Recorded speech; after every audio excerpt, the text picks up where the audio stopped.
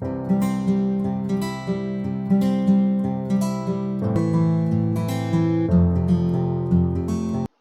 Friends, नमस्कार। Blue pencil के education platform पर आपका बहुत बहुत स्वागत है। आज अपन राजस्थान की ज्योग्राफी सीरीज को कंटिन्यू करने जा रहे हैं और आज का जो अपना टॉपिक है वो है पठार। तो देखो, जब भी हम पठार के बारे में बात करते हैं तो अक्सर हमारे सामने तीन नाम आते हैं। एक नाम आता है पठार, एक नाम आता है मेसा, एक नाम आता है बूटिका, एक नाम आता है स्तंभ, जिसे अपन क्या बोलते हैं, मोन्यूमेंट बोलते हैं। तो सबसे पहले इन तीनों में क्या अंतर है उसको अपन समझने की कोशिश करते हैं। तो देखो, सबसे पहले एक घटना होती है जिसे अपन क्या बोलते हैं, अपर्दन बोलते हैं। अभी अपर्दन का मतलब क्या होता है वो मैं आपको बता देता हूँ। वायु, जल, सूर्य की रोशनी जब भी ये किसी भी वस्तु के ऊपर गिरती है तो उसको ये क्या करती है, या तो तोड़ देती है या काट पीट देती है। जैसे ये समझ लो कोई पठार है, तो यहाँ से जब भी जल पानी बहेगा तो अपने साथ ये चट्टानों को काट कर ले जाएगा। जब भी उसके ऊपर सूर्य की रोशनी गिरेगी तब क्या होगी, चट्टानें सूर्य की रोशनी को बाकर फैलेगी, फिर सिकुड़ेगी। उससे ये क्या होगी, फैलने और सिकुड़ने की घटना से कमजोर होकर टूटने लग जाएगी। जब भी उसके ऊपर हवा चलेगी तो हवा के कारण, घर्षण बल के कारण भी क्या होती है, टूटने लग जाती है। इसका मतलब ये जो अपर्दनकारी घटना है ये क्या करती है, किसी भी चीज का क्या करती है, विनाश करती है। इसी प्रकार से अगर अब हम पठार की बात करते हैं सबसे पहले, तो ये कोई भी भूमि वाला भाग है, उससे ऊपर उठा हुआ ऐसा भाग जो ऊपर से क्या हो, एकदम फ्लैट हो, एकदम टेबल लैंड की तरह हो, या एकदम समतल हो, उससे अपन क्या बोलते हैं, पठार बोलते हैं। और जब पठार का अपर्दन होता है तो उससे किसका निर्माण होता है, मेसा का निर्माण होता है। जैसे यहाँ पे देखो, ये पठार इतना बड़ा था लेकिन इसका यहाँ पे क्या हो चुका है, ये कट फट के या इसका अपर्दन हो चुका है और ये क्या बन गया है, मेसा। और जब मेसा का अपर्दन होता है तब किसका निर्माण होता है, अपने बूटिका का निर्माण होता है। और जब बूटिका का अपर्दन होगा तब किसका निर्माण होगा, स्तंभ का निर्माण होगा। और स्तंभ को अपन क्या बोलते हैं, मॉन्यूमेंट बोलते हैं। और जब स्तंभ का अपर्दन होगा तो ये पूरा क्या हो जाएगा, खत्म हो जाएगा और यहाँ पे केवल जमीन ही बच जाएगी। तो पठार के अपर्दन से मेसा बनता है, मेसा के अपर्दन से बूटिका बनती है, बूटिका के अपर्दन से क्या बनता है, अपने स्तंभ या मॉन्यूमेंट बनता है। अब अपन राजस्थान के पठारों की कुछ बात कर लेते हैं। तो अगर मैं राजस्थान के पठारों की बात करता हूँ तो मोस्टली राजस्थान के अंदर जो पठार है वो मुख्यतः रूप से अरावली पर्वतमाला क्षेत्र के अंदर ही है। अगर मैं उत्तरी अरावली की बात करता हूँ जो अपने जयपुर या उसके आसपास वाले क्षेत्र में, तो उत्तरी पर्वतमाला के जो मुख्य पठार है वो दो ही पठार हैं। इसमें से एक का नाम है कंकणवाड़ी का पठार और दूसरा है क्रास्का का पठार। ये जो कंकणवाड़ी और क्रास्का का पठार है दोनों ही अपने अलवर जिले के अंदर उपस्थित है। अगर अपन बात करते हैं अन्य पठारों की, तो बाकी जो भी अन्य पठार हैं वो सभी दक्षिण अरावली की ओर ही उपस्थित हैं।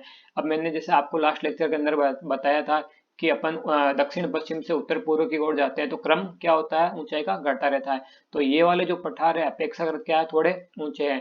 अगर मैं सिरोही के अंदर उपस्थित पठारों की बात करता हूँ तो सिरोही के अंदर मुख्य रूप से दो पठार है। एक तो माउंट आबू का पठार है और दूसरा कौन सा है, उड़िया का पठार है।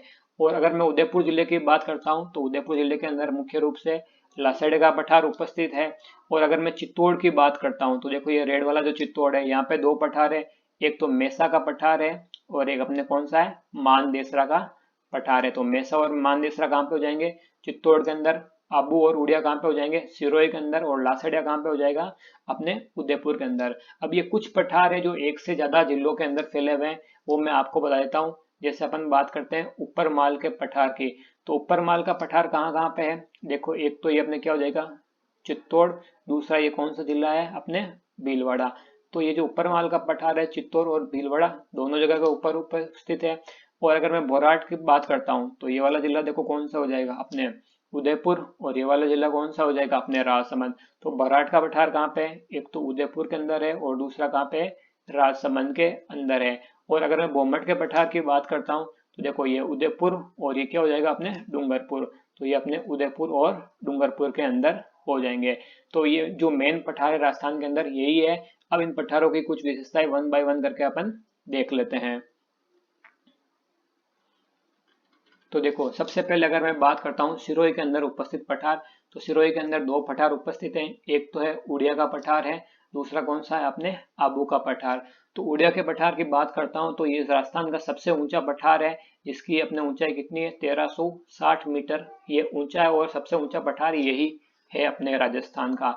और दूसरा अगर सिरोही के अंदर कोई पठार उपस्थित है वो कौन सा है, आबू का पठार है, जिसकी ऊंचाई कितनी है 1200 मीटर है। और ये तीसरा सबसे ऊंचा है। दूसरा सबसे ऊंचा जो पठार है वो कौन सा है, बोराट का पठार है, जिसको अभी अपन देखेंगे। तो आबू के पठार ये तीसरा सबसे ऊंचा पठार है और इसकी ऊंचाई कितनी है 1200 मीटर। और ये अपने क्या है, बैथोलित संरचना है।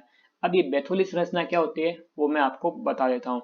जैसे सपोज कर लो ये अपने क्या है, जमीन है। अब जमीन के नीचे क्या होगा, अगर अपन गहराई के अंदर जाएंगे तो यहाँ पे क्या होगा, बहुत सारा लावा होगा। अब ये जब लावा जमीन के ऊपर आता है तो ये क्या होता है, जमता है। और इसके जमने से किसका निर्माण होता है, चट्टानों का निर्माण होता है।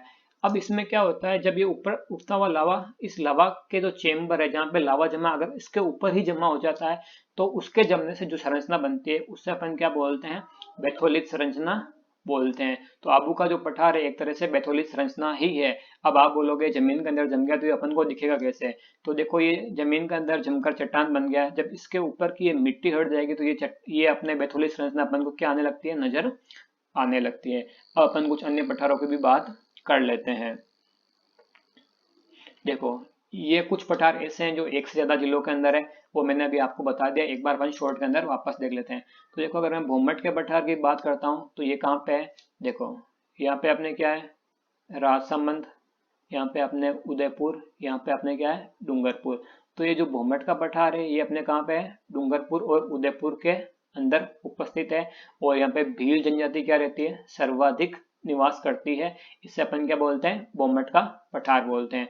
अगर मैं बोराट के पठार की बात करता हूँ तो ये अपने कहाँ पे है, उदयपुर और राजसमंद के अंदर है। यहाँ पे भी ये दो निश्चित नाम है, इन्हीं के बीच के अंदर है।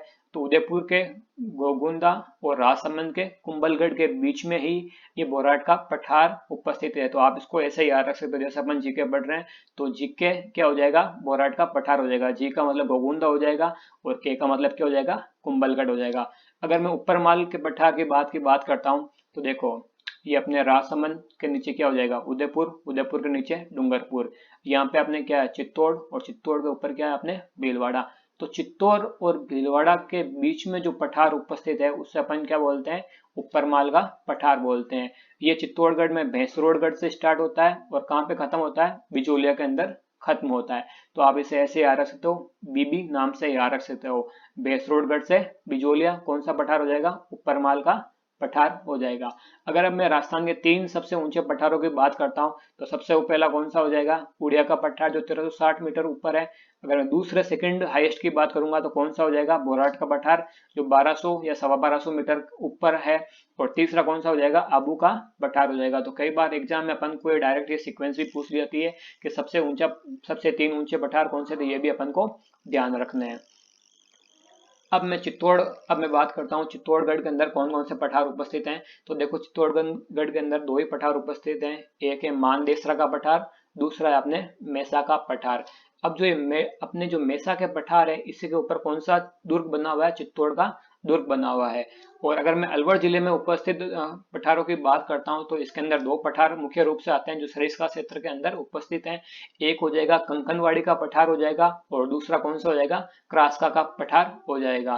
तो देखो जो कंकनवाड़ी का पठार है उसके ऊपर भी 2 किले बने हुए हैं। एक तो जो भानगढ़ का दुर्ग है जो भूतों के लिए फेमस है वो वाला है, और दूसरा जो कंकनवाड़ी का दुर्ग है वो भी इसी पठार के ऊपर ही बना हुआ है। अब कुछ जो अन्य महत्वपूर्ण पठार है उनके बारे में अपन देख लेते हैं।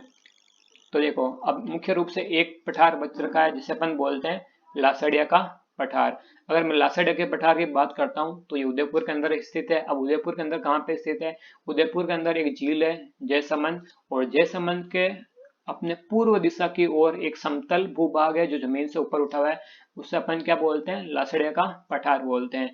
एक अपने जो संत मावजी थे जिन्होंने बालिका शिक्षा क्षेत्र में बहुत अच्छा काम किया था वो लासड़िया से ही संबंधित है।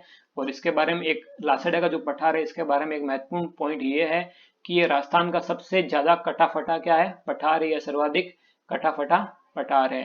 थैंक यू फ्रेंड्स, उम्मीद करता हूँ आपको समझ में आया होगा। Thank you, keep supporting us.